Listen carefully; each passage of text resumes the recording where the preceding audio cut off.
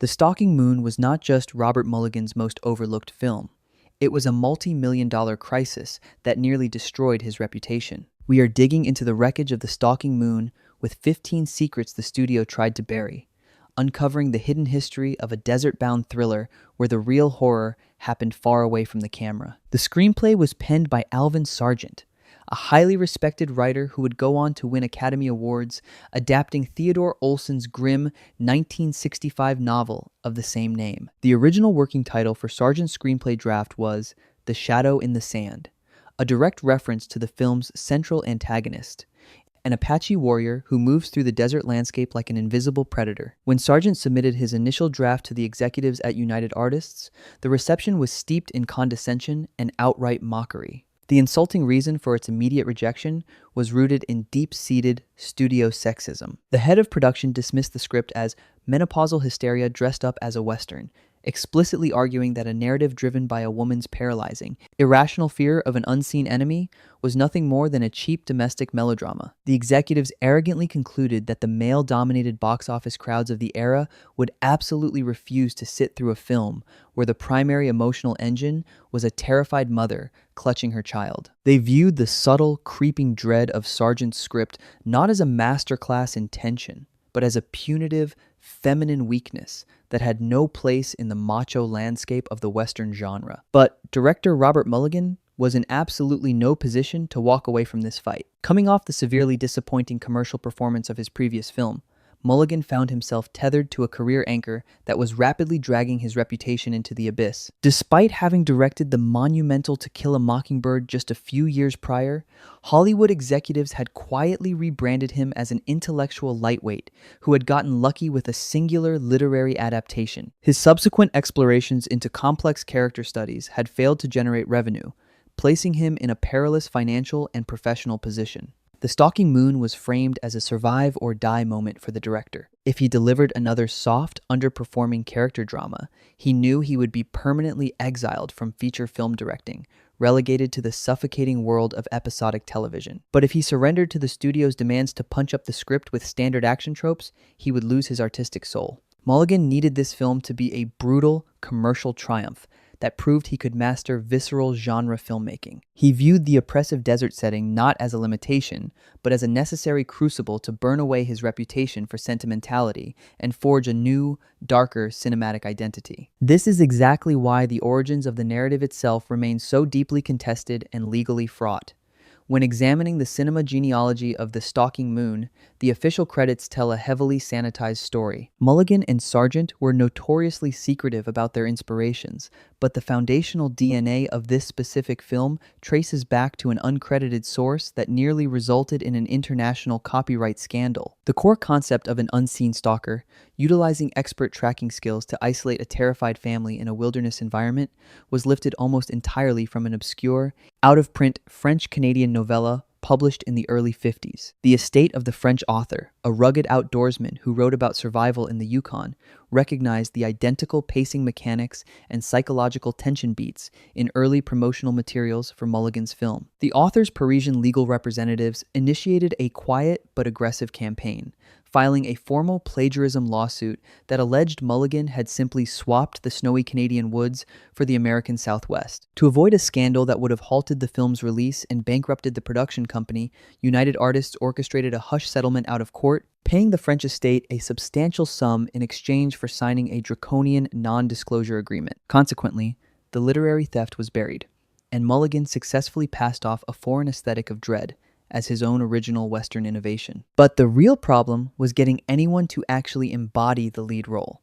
The sliding doors of casting for The Stalking Moon are littered with scandalous and deeply insulting rejections. Mulligan's initial choice for the Army Scout Sam Varner was Steve McQueen, who was the reigning king of Hollywood action. When the script was sent to McQueen's representatives at the Solar Productions Company, the rejection was swift, arrogant, and profoundly insulting. McQueen's team sent a scathing formal letter back to the studio, explicitly mocking the passive nature of the protagonist. The letter reportedly stated that participating in a film where the supposed hero spends the majority of the runtime running away, hiding, and waiting to be ambushed was an insult to McQueen's established persona, labeling the script a geriatric waiting room where the hero acts like a frightened old woman rather than a proactive force. Paul Newman was also approached, but his team derisively referred to the project as a cheap imitation of a cheap horror flick.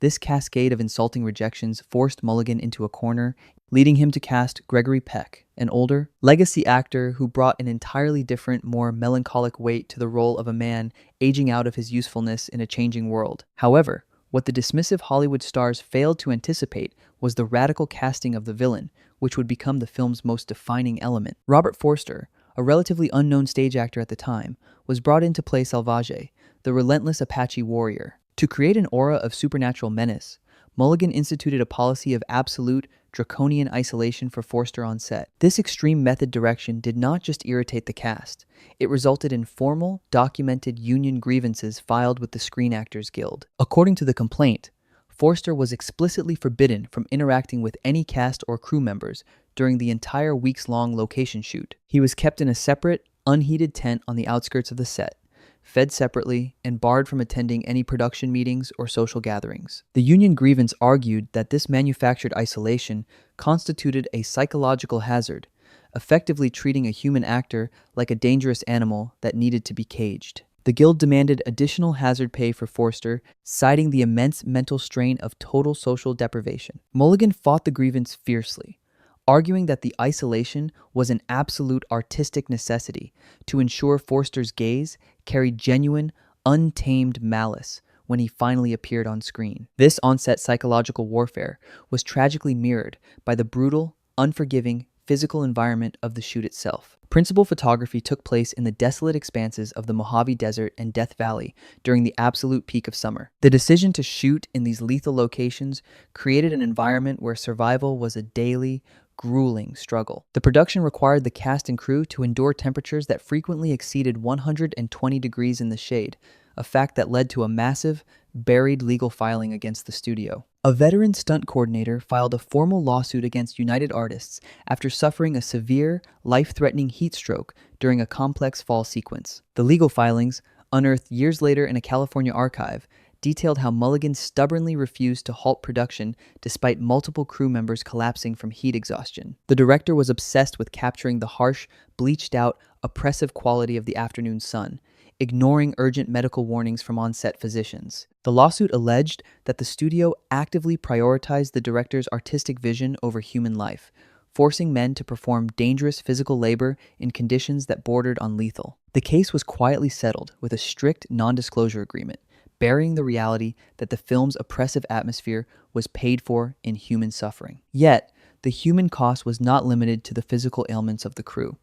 The treatment of Eva Saint, who played the terrified widow Sarah, exposed the dark underbelly of method direction and its impact on mental health. Saint, an incredibly disciplined and celebrated dramatic actress, was tasked with projecting an agonizing, suffocating level of fear for the entire duration of the shoot. To achieve this, Mulligan employed deeply manipulative tactics, constantly shifting the schedule without warning, refusing to let her know when Forster would suddenly appear on set, and intentionally creating an atmosphere of genuine paranoia. According to the unpublished memoirs of a set nurse, this relentless psychological pressure caused Saint to suffer actual documented panic attacks that required medical intervention. The nurse's diary details finding Saint hiding behind a prop wagon, hyperventilating, her heart racing to dangerous levels, unable to differentiate between the character's manufactured terror and her own genuine psychological fracturing. Mulligan, rather than showing compassion, viewed her breakdown as a triumph of direction, silently rolling the camera to capture her raw, unfiltered distress. Saint's temporary cardiac symptoms were entirely covered up by the studio to avoid insurance cancellations, adding a layer of real-world cruelty to her on-screen portrayal of a woman pushed to the absolute brink. This toxicity extended into the technical corridors of the production, specifically regarding the audio landscape of the film. The Stalking Moon is famous for its agonizing use of silence and near silence to build tension, but achieving this soundscape sparked a violent rebellion on set. Mulligan abruptly fired the traditional Western orchestrator who had been hired to score the film, deeming his bombastic, heroic brass sections entirely inappropriate for the film's tone. In his place, Mulligan brought in an avant-garde sound designer who proposed stripping away all traditional music in favor of synthesized drones, ambient wind, and absolute dead air. This decision incited a formal grievance from the American Federation of Musicians. The union filed a fierce complaint against the production, accusing Mulligan of deliberately sabotaging working musicians to employ cheap, untested electronic technology. The union grievance painted the director as an arrogant elitist who viewed the organic craft of film scoring with contempt. The dispute grew so heated that union representatives actually threatened to walk off the project, which would have halted the post-production process entirely. Mulligan held his ground, ultimately forcing a compromise where a skeletal orchestral score was heavily mixed beneath layers of suffocating, synthetic silence, a revolutionary technique that birthed the modern thriller soundscape, achieved through bitter labor warfare. But beneath the technical innovations lay a deeply shameful betrayal of cultural authenticity. To ensure the tracking methods and combat tactics of the Apache warrior were accurate, the production initially hired a legitimate, highly respected Apache historian and consultant. This consultant spent weeks on location, teaching Forster how to move, how to read the earth, and how to handle a knife in a manner historically accurate to the specific time period. However, as filming progressed, the studio executives grew increasingly paranoid. They viewed the consultant's insistence on brutal, realistic tactics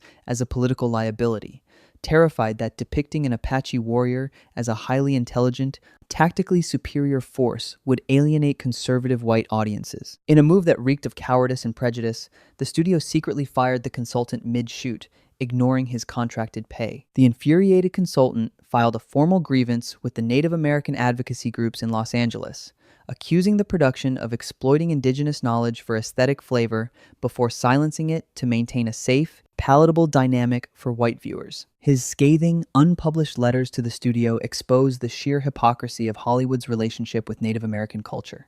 Eager to steal the mystique, but terrified to show the actual competence or humanity of the people they were depicting. This insidious behind-the-scenes manipulation reached its most unethical peak in the treatment of the child actor, Nolan Clay, who played the half-native boy. To capture the boy's genuine, unspoken terror during the claustrophobic cabin scenes, Mulligan resorted to a deeply cruel form of psychological manipulation. Despite protests from the child's on-set guardian, Mulligan deliberately forbade Clay from meeting Robert Forster during the entire first month of production. Forster was kept hidden, spoken of only in hushed, fearful tones by the adult crew members around the child. When it finally came time to shoot the tense sequences inside the darkened cabin, Forster was brought onto the set without warning. Clay's wide-eyed, trembling reaction to this strange, intimidating man suddenly emerging from the shadows was not acting.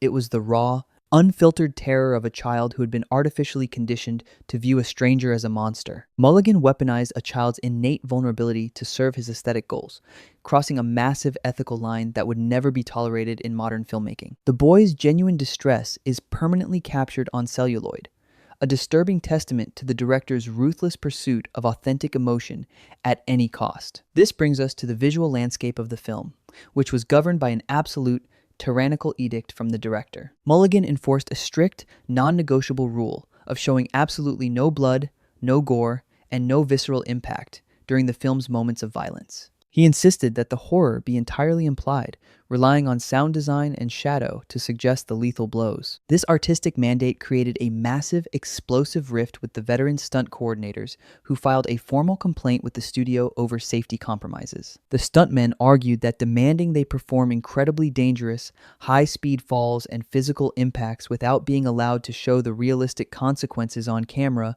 was entirely pointless and inherently more dangerous. If a stuntman takes a massive fall onto solid rock, the instinct to protect oneself is mitigated by knowing the camera will capture the bruising impact. By refusing to shoot the aftermath, Mulligan was asking the stuntmen to endure real physical punishment for a cinematic illusion that did not even showcase their sacrifice. The grievance accused the director of treating human bodies like disposable props, demanding the physical reality of violence while cowardly hiding the visual truth of it behind clever editing. The immense pressure of navigating these toxic set dynamics, combined with the grueling desert heat, took a catastrophic toll on the film's leading man. Gregory Peck was privately enduring a profound, deeply melancholic crisis of confidence during the production. Excerpts from Peck's unpublished personal journals, later shared with a biographer, reveal a man utterly disillusioned with the state of American cinema. Peck viewed the traditional Western hero as a dying myth, an anachronism in an era defined by the Vietnam War and social upheaval. He clashed repeatedly with Mulligan over the passive nature of his character, Sam Varner. Peck felt deeply uncomfortable playing a veteran scout who seems constantly outsmarted, hesitant, and emotionally detached. In his journal entries, Peck explicitly writes about feeling like a ghost on set, a relic of a bygone Hollywood era wandering through a bleak, modern landscape that no longer had any use for his brand of noble masculinity. He was mourning the death of the classical hero while simultaneously being forced to participate in the genre's deconstruction. This profound existential sadness bleeds through Peck's performance, lending the character a heavy, weary fatalism that elevates the film far above standard genre fare. But the real problem was that Mulligan's unrelenting bleakness was going to run straight into the buzzsaw of the Motion Picture Association of America. In the late 60s, the Motion Picture Association of America was beginning to crack down on on-screen violence, but they were particularly terrified of films that subverted moral expectations. Mulligan shot an alternate climax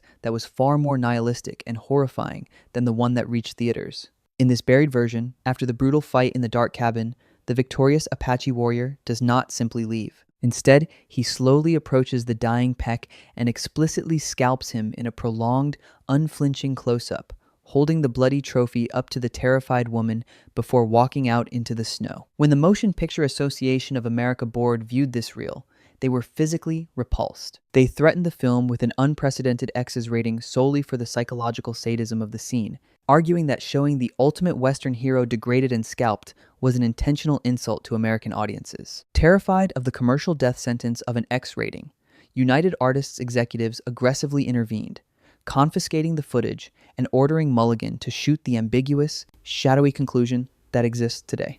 The original grisly climax was locked away in a vault, a victim of corporate cowardice. However, when The Stalking Moon premiered, the critical establishment was utterly merciless in its condemnation. Renata Adler, writing for the New York Times, delivered a devastating review that eviscerated the film, labeling it a slow-motion exercise in gratuitous anxiety that lacked the courage of its own convictions. Adler argued that Mulligan's refusal to show the violence or clearly define the antagonist was not artistic minimalism, but rather a cynical manipulation, a cheap parlor trick designed to keep audiences squirming without actually having to construct a coherent narrative. She mocked the pacing as glacial and the character motivations as non-existent, declaring the film a pretentious, empty shell of a thriller. American audiences largely agreed with this assessment. The film's ambiguous, deeply unsettling tone confused audiences expecting a traditional Gregory Peck adventure. It grossed a dismal fraction of its budget domestically and was quickly pulled from theaters, seemingly confirming every insulting thing the United Artists executives had initially said about the script. It was dismissed as a failed experiment, a dreary, confusing anomaly that had somehow tricked a respected director into abandoning his strengths. But the algorithm of history has vindicated The Stalking Moon, elevating it from a despised box office flop to a highly influential masterpiece of psychological terror. Contemporary film scholars and modern audiences, weaned on the slow burn tension of modern independent cinema, have rediscovered the film and recognized its shocking, terrifying modernity. Its absolute refusal to show the monster, its reliance on ambient sound design, and its unapologetic subversion of the heroic narrative directly anticipate the slasher genre by nearly a decade. Filmmakers like John Carpenter have explicitly cited the film's use of wide-angle desert landscapes and unseen stalking as a massive influence on the atmosphere of Halloween. The film is now recognized as a foundational text in the elevated thriller genre, a movie that understood that true horror lies not in blood, but in the agonizing anticipation of violence. The Stalking Moon stands today as Robert Mulligan's most brave and uncompromising achievement, a bleak, beautiful testament to the power of cinema to manipulate fear, proving that the most dangerous thing on screen is always the thing you cannot see. But let me know below. Do you think The Stalking Moon's refusal to show the villain's face is a brilliant subversion of cinematic expectations? Or is it a cowardly avoidance of narrative responsibility that ultimately frustrates the audience? Does the film's unrelenting bleakness and manipulation of its cast elevate it to high art? Or does it cross an ethical line that makes it impossible to separate the art from the cruelty of its creation?